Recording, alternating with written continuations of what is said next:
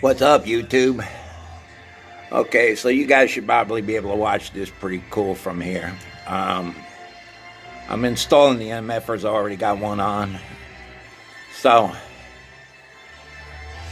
after you put the MFR plate on, lock those little 8mm bolts down. You only need an 8mm and one damn Allen wrench to do this job, okay? The plate is already locked on. And the best video, and I've watched a bunch of them, is work plate drives. Michael, the guy that made the MFR, his video is pretty cool too, but his is on a bench. Work plate drive is a do it underneath the car kind of guy. These 3 studs, put blue Loctite on there, and if you put enough Loctite on it, you should have no problem putting the rest of this together like I'm doing. I'm putting the standoff on next, as you can see. Just screwing that on by hand. I already got Loctite on it.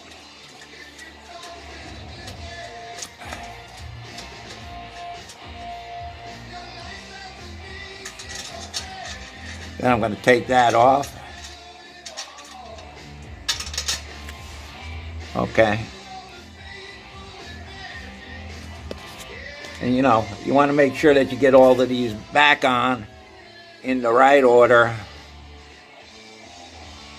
with the washers so that your install goes pretty smooth. So I'm taking, I call it a standoff. It's a big fat nut. And like I said, I already put my blue Loctite on there. I got enough on there to cover this entire thing. So, as you can see, I'm going up top here. The bolt's already got plenty of Loctite on it. Put it on, tighten it down.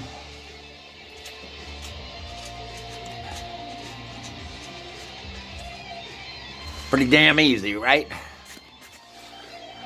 And you know what they say, if a 65-year-old guy can do this, you can do this, okay? Why you want to pay somebody to do something you can do yourself?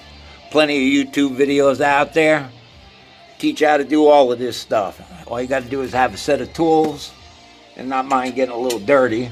But if the bottom of your car is as clean as mine, you know, got to realize this baby's going to be 3 years old, 20,000 miles on her, and you know, keep your car clean. Keep your garage clean, and you won't get dirty doing any of this. So, I'm putting these on by hand. They're nice and tight now. Then I'm going to put my 8mm on there. Now, you don't want to get crazy with these. 8mm on a 1/4 inch. You want to just snug them. That's why you're putting Loctite on there. I'm using my left hand on this ratchet 1/4 inch drive, and I put my hand at the very top. And when you feel it get tight, that's tight enough. Don't Godzilla them or you'll snap them little bitches, okay? And then you're gonna have nothing but heartache. So, now what I'm doing now is I'm putting a little Loctite on these studs, and I'm gonna just run them in. Yep. Got the washers, everything all on one, okay? So it's pretty easy, you know. And then you're going to bottom this stud out. It's like a little Allen head stud. You're going to bottom that out. Pretty much. Move your nuts down. Bottom it out.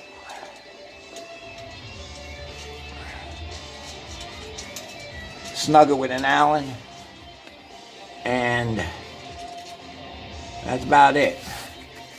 Don't miss the order up of these nuts and washers, because everything on here does its job, okay?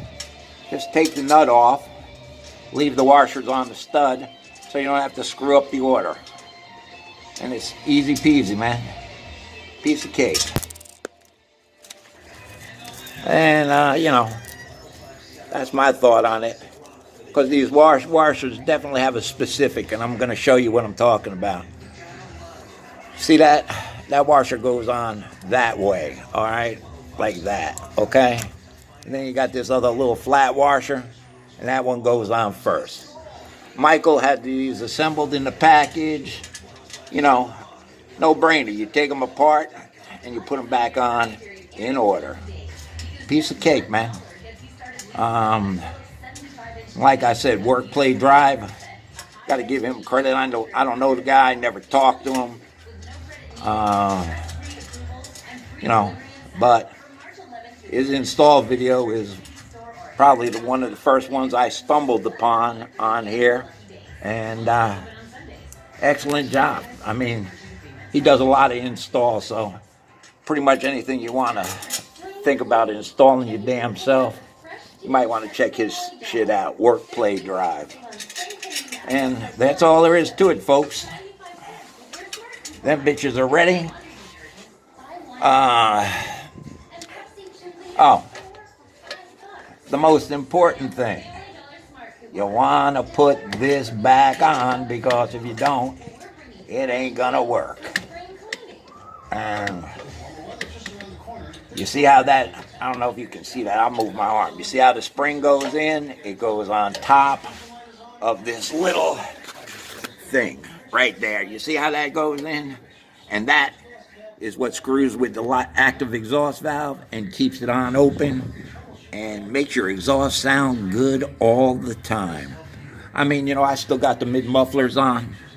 I'm not sure whether I'm going to delete them, but I just might. So, as you can see, it's a pretty damn easy install.